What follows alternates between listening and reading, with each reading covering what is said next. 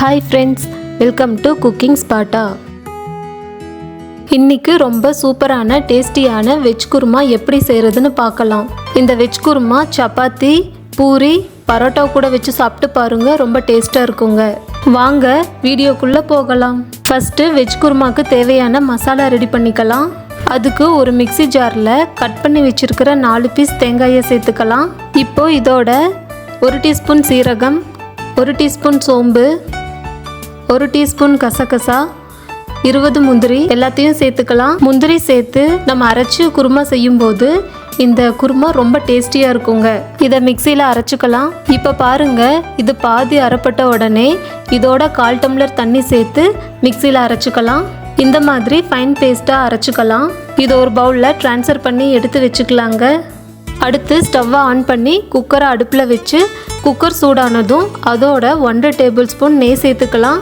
இதோட 2 table spoon எண்ணெய் சேர்த்துக்கலாம்.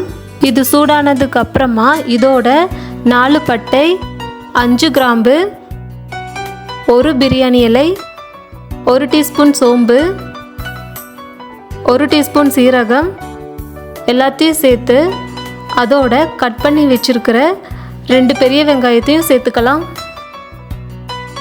இப்போது எல்லாத்தையும் சேர்த்து நல்லா வதக்கிக்கலாம். ஆனியன் கோல்டன் ப்ரௌன் ஆகிற வரைக்கும் நல்லா வதக்கிக்கலாம். ஆனியனை வதக்காமல் அப்படியே விட்டுட்டோம்னா தீஞ்சு போயிடுங்க. அதனால் ஆனியன் கலர் சேஞ்ச் ஆகிற வரைக்கும் நல்லா வதக்கிக்கலாம். இப்போது இதோட 2 டேபிள் ஸ்பூன் இஞ்சி பூண்டு பேஸ்ட் ஆட் பண்ணிக்கலாம். பச்சை வாசனை போகிற வரைக்கும் இது எல்லாத்தையும் சேர்த்து நல்லா வதக்கிக்கலாம்.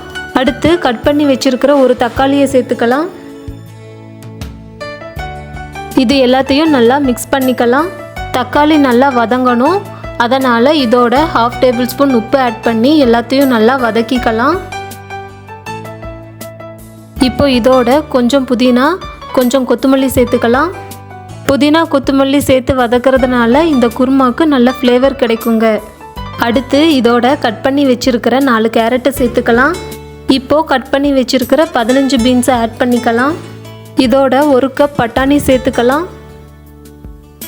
இப்போ எல்லாத்தையும் நல்லா மிக்ஸ் பண்ணிக்கலாம்.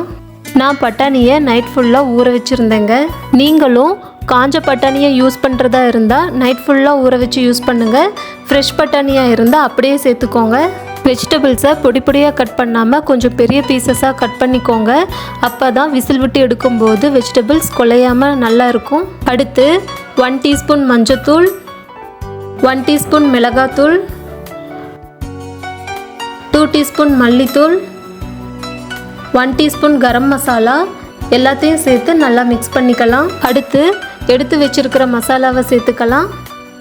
எல்லாத்தையும் சேர்த்து நல்லா மிக்ஸ் பண்ணிக்கலாம். காய்கறி வேகிறதுக்கு 2 டம்ளர் தண்ணி சேர்க்கணும். நான் மிக்ஸி ஜாரில் தண்ணி ஊற்றி மசாலா தண்ணியை 1 கப் இதில் சேர்த்துருக்கேங்க.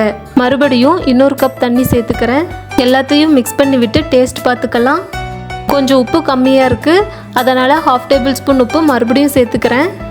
கடைசியாக இதோட கொஞ்சம் கொத்தமல்லி ஆட் பண்ணிக்கிறேன். இப்போது குக்கரை மூடி வச்சு 4 விசில் விடணும். விசில் வந்துருச்சுங்க. அடுப்பை ஆஃப் பண்ணி குக்கர் விசில் அடுங்குற வரைக்கும் கொஞ்சம் நேரம் வெயிட் பண்ணணும். இப்போ விசிலை எடுத்து குக்கரை ஓப்பன் பண்ணி பார்க்கலாம். நல்லா கமகமன்னு வாசனையோட வெஜ் குருமா ரெடி. இதை ஒரு பவுலில் ட்ரான்ஸ்ஃபர் பண்ணி சர்வ் பண்ணலாம். இந்த மாதிரி வெஜ் குருமா செஞ்சு பாருங்கள், வீட்டில் இருக்கிற எல்லாரும் விரும்பி சாப்பிடுவாங்க. உங்களுக்கு இந்த வீடியோ பிடிச்சிருந்தா லைக் பண்ணுங்கள், ஷேர் பண்ணுங்கள், சப்ஸ்கிரைப் பண்ணுங்கள். மறக்காமல் சைடில் இருக்க பெல் பட்டனை கிளிக் பண்ணுங்கள். தேங்க்ஸ் ஃபார் வாட்சிங்.